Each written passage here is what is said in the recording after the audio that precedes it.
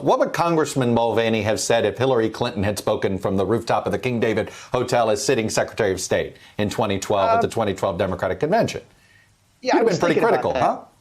I was thinking about that because I used to be in that position. Mike's in the cabinet. I used to be in the cabinet. And I used to do political things. And, you know, the rule was you can't do it on official time.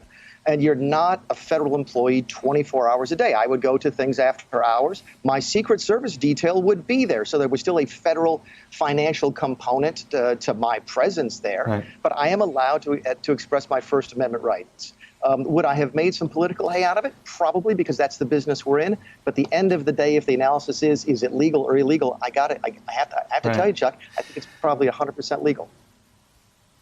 Look, we can get into the technicalities or the spirit. This looks like the violation of the spirit. It's certainly not the intention. Let me ask this. How should the law be designed if we want to make sure government entities aren't used in political campaigns? Because that's the point of the law, right?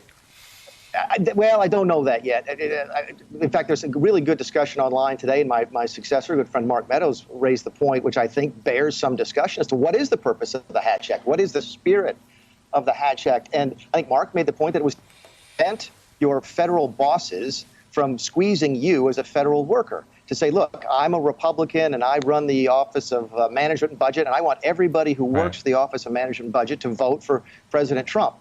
If that's the spirit of the Hatch Act, then none of what you've seen over the course of the last couple of days comes even close to violating the spirit, let alone the letter. But it's a good question for debate. I hope the lawyers weigh in on it. I was just going to say, Mike Pompeo issued a cable to State Department employees warning of participating in partisan political activities. It does seem as if he's a bit off message. Again, we did not have that in place at OMB. We didn't do that at the CFPB. We didn't do that when I ran the West Wing. You could, if you were, listen, we had a lot of folks work for us in the West Wing who were not political appointees, and they were allowed to go out at night and on their own time and do stuff. And goodness knows they did. There's a lot of big critics of the president who work for the federal government. So I'm not sure what happened over the State Department. But again, I think if you go look to the spirit of the Hatch Act and not that memorandum, I don't think there's any difficulties here at all. Hello, YouTubers. If you're watching this, it means you've checked out our channel, so thank you. Now do me a favor, subscribe by clicking on that button down there.